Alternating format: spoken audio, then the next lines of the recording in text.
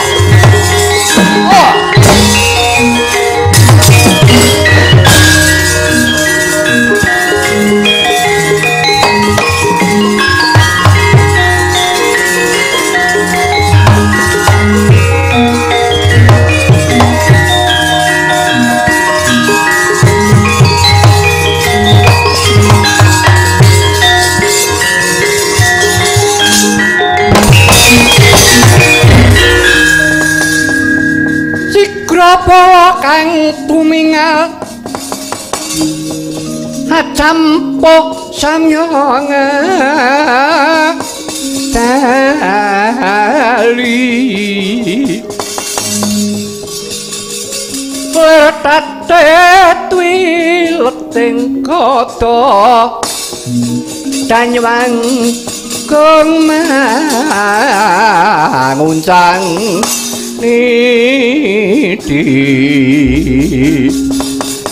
benjang sangat cibit jati nyong tali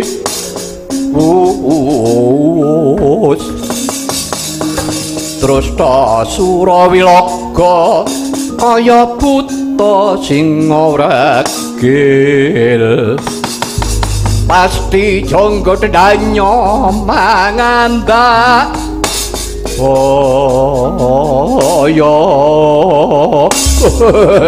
ladal kagyatra sing manah kula Sidun kepareng nimbali kelawan ingkang adipun Detya Tenung Goh Muka kula ingkang adipun Goh Karna cumadung dawuh kula ingkang adipun Suragati cumadung dawuh kula pun Simparawan cumadung dawuh Sidun kabeh poradiku Senopati anung-anung negara Lokapala Tenung Goh Muka Goh Karna Suragati lan Simparawan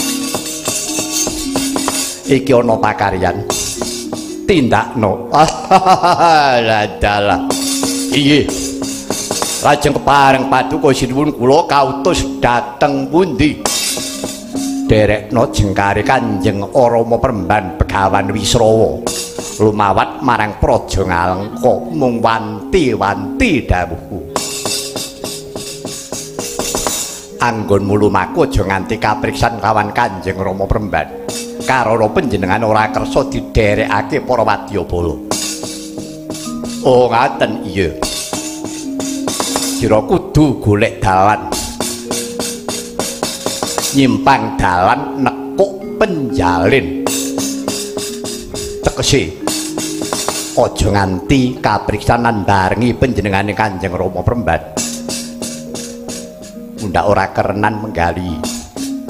Wela dalam mekaten lho. Iya. Inggih. Lajeng kula kadhawan menapa?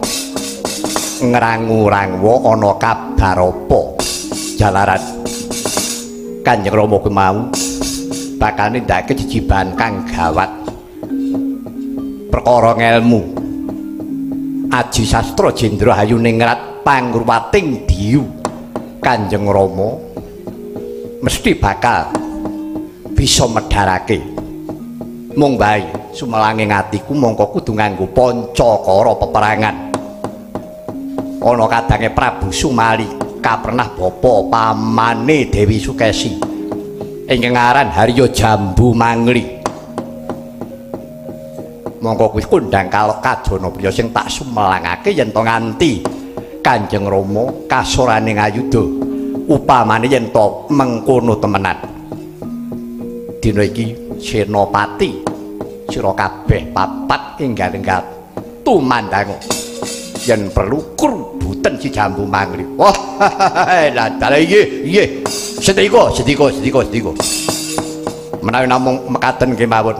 Mangke kula ingkang badhe lampah dedemitan nderekaken kawan ingkang Rama Sakadi Penemban Bekawan Wisrama dhateng negari Ngalengka. Yo nganti yo kawicaksanan.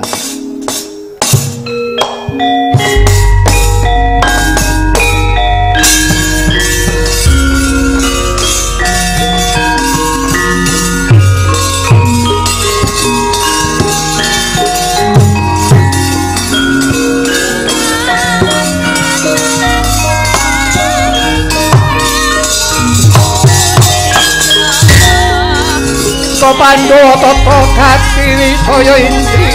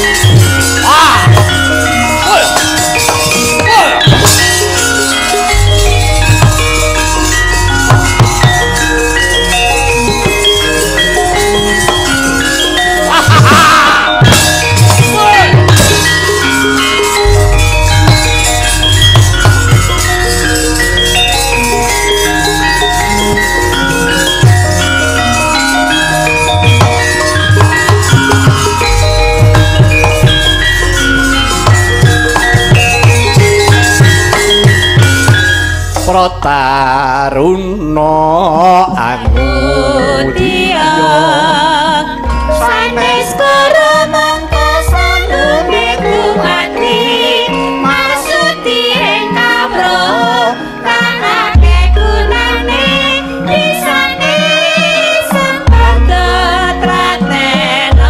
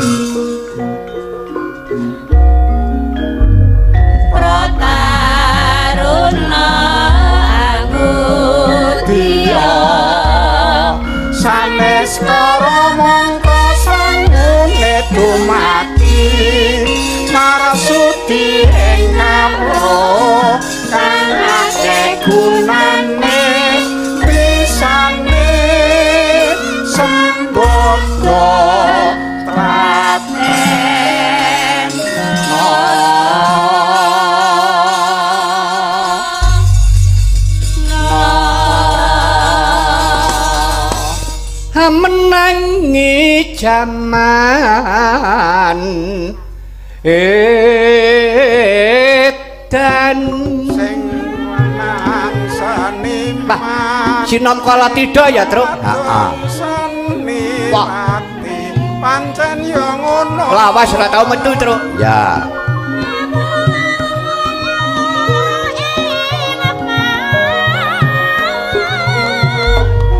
janji sabar ora kasusu samae jembar marine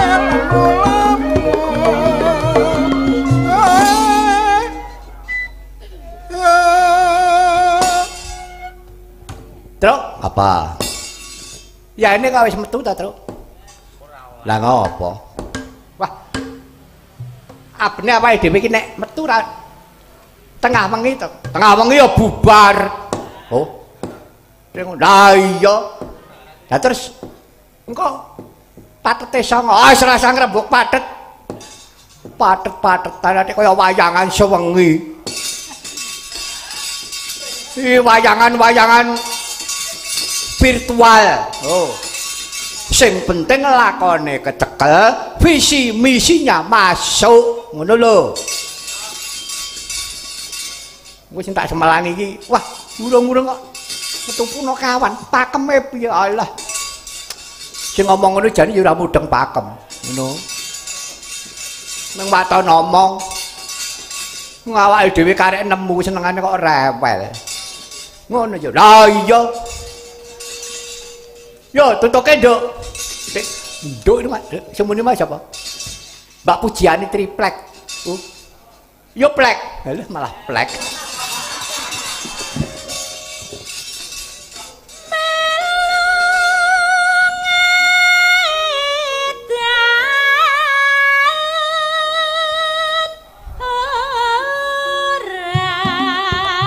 Lho.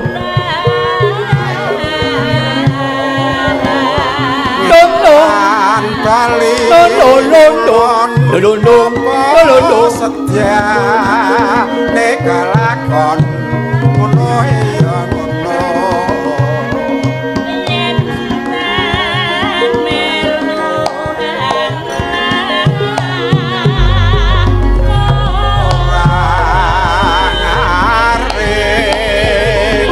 kudu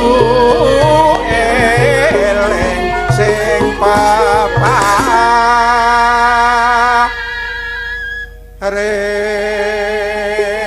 ora ngaring kudu eling kang peparing. Sing maring rezeki iki sapa? Allah Subhanahu wa taala. Mula wajib sinembah lumantar piwulangan agama suci kang rinasuk. Ngono lho, Gong. Ngono ya? Heeh. Kabeh agama kuwi apik. Kabeh apik. Sok-sok sing elek wonge. Hah? Sok-sok sing marahi Sulaya ki wong nek agamane to genah pasti baik. Sing kakean crengkeng, sing kakean polah ki jane ya menungsane. Oh, ngono. Lah iya. Wis agama ki agama sing mulus sing apik, kuwi nggo nata urip, nggo adek-adek. Ya kuwi nggo manembah karo Gusti. Wis apa agamane wong tujuane rak ya padha. Iya, mulane kuwi. Ya. Betul. Nah,